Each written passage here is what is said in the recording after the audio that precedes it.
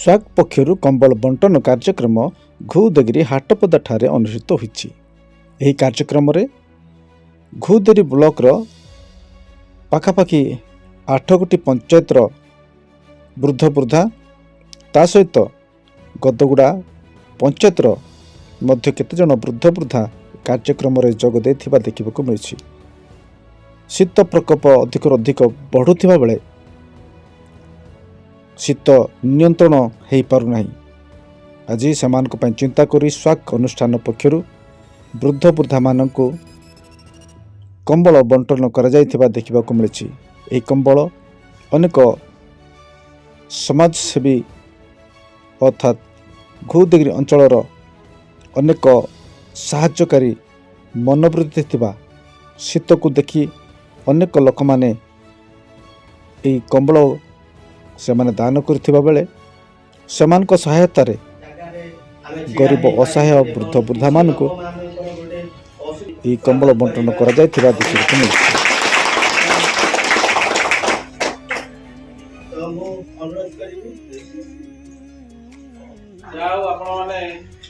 ଉପସ୍ଥିତ ଅଛନ୍ତି ଏଠି ଆମର ମୁଖ୍ୟ ଉଦ୍ଦେଶ୍ୟ ହେଉଛି ଯେତେ ବି ସ୍ୱେଚ୍ଛାସେବୀ ଭାଇ ଅଛନ୍ତି ଆପଣମାନଙ୍କର ସେବା କରିବା ସମସ୍ତଙ୍କର ଗୋଟେ ମୁଖ୍ୟ ଉଦ୍ଦେଶ୍ୟ। ସମାଜରେ ଆମେ ବଞ୍ଚିଛୁ କିଛି ଗରିବ ଅସହାୟଙ୍କ ମୁହଁରେ ହସ ଫୁଟେଇବା ପାଇଁ, ଯାହାଙ୍କ ମୁହଁରେ ହସ ଦେଖିବା ପାଇଁ, ଯାହାଙ୍କର କେହି ନାହାନ୍ତି ତାଙ୍କର ସ୍ୱାକ୍ ଅଛି। ସ୍ୱେଚ୍ଛାସେବୀ ସଂଗଠନ ଯୋଉ ଭାଇମାନେ କାମ କରୁଛନ୍ତି ସମସ୍ତଙ୍କୁ ଧନ୍ୟବାଦ ଦେବି। ନିଜ କାମ ଛାଡ଼ିକି ସମାଜର ସେବାରେ ବ୍ରତୀ ହେଇଛନ୍ତି। ଏଭଳି ବହୁତ ଗୁଡ଼ିଏ କାର୍ଯ୍ୟକ୍ରମ ଆମେ ହାତକୁ ନେଉଛୁ ଯୋଉଠିକି କନ୍ଧମାଳ ଜିଲ୍ଲାର କୋଣ ଅନୁକୋଣରେ ଅସହାୟ ମାନଙ୍କର ସହାୟ ହେବୁ। ସମସ୍ତଙ୍କୁ ଅନୁରୋଧ କରିବି ଯେ ସମସ୍ତେ ଯେଭଳି ଅନ୍ୟର କାମରେ ଲାଗିବେ, ଅନ୍ୟର ସେବା କରିବେ। ଯୋଉମାନେ ପାରୁନାହାନ୍ତି, ଯୋଉମାନେ ଅସହାୟ ଅଛନ୍ତି, ଯୋଉ ବାପା ମା ମାନେ ଏବେ ଆମେ ଏଇଟା ଉଦ୍ଦେଶ୍ୟ ହେଲା ଯେ ପ୍ରବଳ ଥଣ୍ଡା ପଡୁଛି ବର୍ତ୍ତମାନ। ବହୁତ ଏମିତି ପରିବାର ଅଛନ୍ତି ଯାହାଙ୍କ ପାଖରେ ମୁଠେ ଖାଇବାକୁ ଦାନା ନାହିଁ, ଘୋଡ଼େଇବା ତ କମଳ ଘୋଡ଼େଇବା ତ ବହୁତ ଦୂରର କଥା। ତେଣୁ ଆମେ ଚିନ୍ତା କଲୁ କିଛି ପ୍ରଧାନ୍ୟ ବ୍ୟକ୍ତିଙ୍କ ସହଯୋଗ ମାଗିଲୁ ଏବଂ ସମସ୍ତଙ୍କର ସହଯୋଗରେ ଆଜି ଆମେ ଏଇ ଶୀତ ବସ୍ତ୍ର ଯୋଉ କମଳ ବଣ୍ଟନ କାର୍ଯ୍ୟକ୍ରମ ଆୟୋଜନ କରିଛୁ, ଯୋଉଠି ସମସ୍ତ ସ୍ୱେଚ୍ଛାସେବୀ ଭାଇମାନେ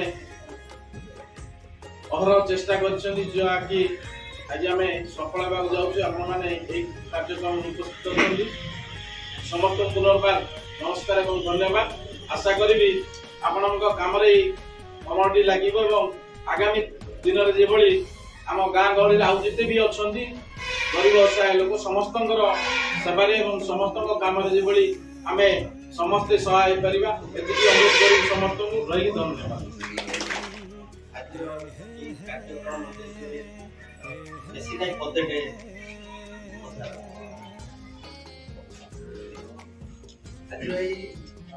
ସ୍ୱାକ୍ ପକ୍ଷରୁ ଯୋଉ କାର୍ଯ୍ୟକ୍ରମ ଆରମ୍ଭ କରିଛନ୍ତି ଆମେ ସମସ୍ତେ ଆପଣମାନେ ଜାଣିଛନ୍ତି। ଅଳ୍ପ ଦିନ ତଳେ ଆମେ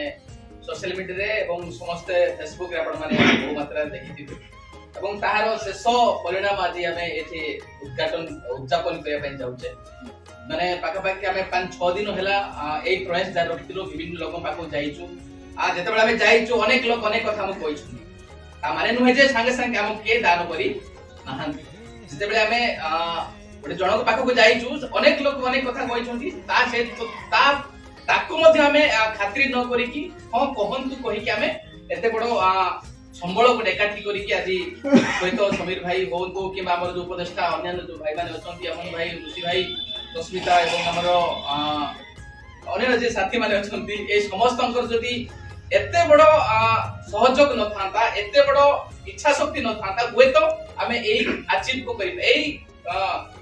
ଗୋଲକୁ ଆମେ ସଫଳ କରିପାରି ନଥାନ୍ତୁ। ହୁଏତ ମୁଁ ଗୋଟେ କଥା ଜାଣିବା, ଆମେ ସମସ୍ତେ ଜାଣିବା ଯେ ମଣିଷ ମାତ୍ରେ ଆମ ସମସ୍ତଙ୍କ ଜୀବନରେ ଘାତ ପ୍ରତିଘାତ ଆସିବ ହିଁ ଆସିବ। ସମସ୍ୟା ଆସିବ, ବିପଦ ଆସିବ, ଦୁଃଖ ଆସିବ, ପରିହାସ ଆସିବ, ଥଟ୍ଟା ଆସିବ, ଲୋକ ଆମକୁ ମଜା ବି କରିବେ। କିନ୍ତୁ ବାସ୍ତବରେ କାମ କଲା ବେଳକୁ ତାର ବହୁତ ପଛକୁ ଆମେ ଫେରିବାକୁ ପଡିଥାଉ। ତ ଠିକ ସେଇଭଳି ଆମେ ଯୋଉ ରେଟରେ ଆମେ ଆଶା କରିଥିଲୁ ଗତକାଲି ଠାରୁ ଆଜି ପର୍ଯ୍ୟନ୍ତ ଆମ ପାଖରେ ଏଠି ବହୁତ ଲୋକ ଯେତେ ଆମେ ପାଖାପାଖି 60-70 ଜଣ ହେଇକି ଆମେ ଏଠି ସମସ୍ତେ ଏକାଠି ହେଇକି ଗୋଟେ ଇଫେକ୍ଟିଭଲି ପ୍ରୋଗ୍ରାମ କରିବା ବୋଲି ପ୍ଲାନ୍ ହେଇଥିଲା। किंतु दुर्भाग्यवशत आज ही आपण मानकर सामाजिक सुरक्षा योजना माध्यम रे समस्त भत्ता पाइबारे पंचायत के जाइछंती सेटा गुटे हम पाइ गुटे बाधक सृष्टि हेगला हां अन्य माने जो माने आसी पारि नांती से माने वर्तमान सज्जा सही अछंती तांको मध्ये ए प्रयास तांको पाखि मध्ये पहुंचिबो तेणु ए छोटे प्रयास स्वाग आरंभ करिछि एटा खाली उदयगिरी नहे आसंता काली टिकाबेल ब्लॉक रे मध्ये ए कार्यक्रम आरंभ करिया पाइ जिवो एवं आशा करूछु निकट भविष्यत रे ए स्वाग गोटे सोशल वर्कर बा समाज पई काम करिया पई समाज को परिवर्तन करे पई समाज रो निष्पेषित दलित असहाय गरीब जो मान अछंती तांको स्वर को एकाठी करी कि सरकार पाखरे पहुंचेबा स्वाग्र मूल लक्ष्य एवं उद्देश्य रही धन्यवाद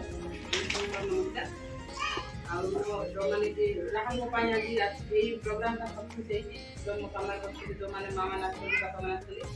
एवं हमरो एठी वरिष्ठ भाई अछंती या हमको माने रास्ता दे कोन समय आइ मोर दादा एवं सपोर्ट हमरो वजस्ते हमरो संगठन भी president sir Sandeep Kant Dadan sir ना जाने समस्त हमें कागज करछु एक सुंदर प्रोग्राम माने हम देख सपोर्ट करे पे आछली हमको बाटा पड़े कि आगो नेबे भी रास्ता देखि लोग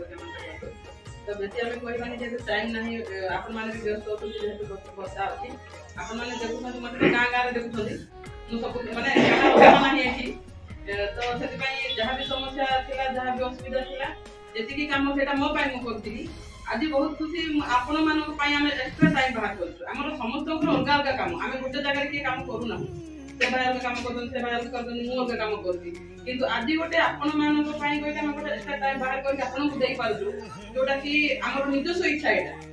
हमर सैलरी नाही पैसा नाही जोटा हम पैसा पाइले काम करछु गां गां रे बुलुछु सेटा हमर काम करता तो आज गोटे हमें एते बड़ सौभाग्य हमको मिलिछि आपन मानक सेवा रे हमें आसुछु सेटा होते एमिते हम जे रही को सब आपन मानक काम रे आसुछु तेति हमको स्वाग संगठन को हम मानक संगठन जेति जन अछु भाई बहन एमिते हम सब जेति रही कि आपन मानक भले लोक मानक सेवा करू तेति कि हमको आशीर्वाद करनु आपन मानक आशीर्वाद जे हम पाखरे रहबो हम भाबुछु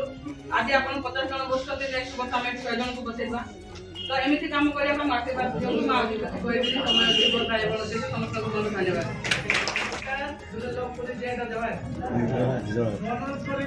परिवार जैसे कि समस्त के सामना कर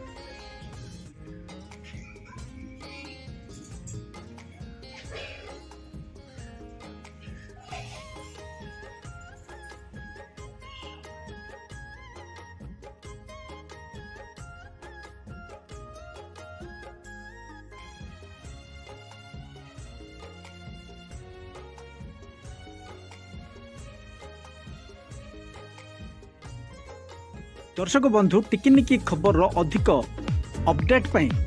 टिकिनिकी खबर को सब्सक्राइब लाइक और शेयर करने को भूलिए नहीं।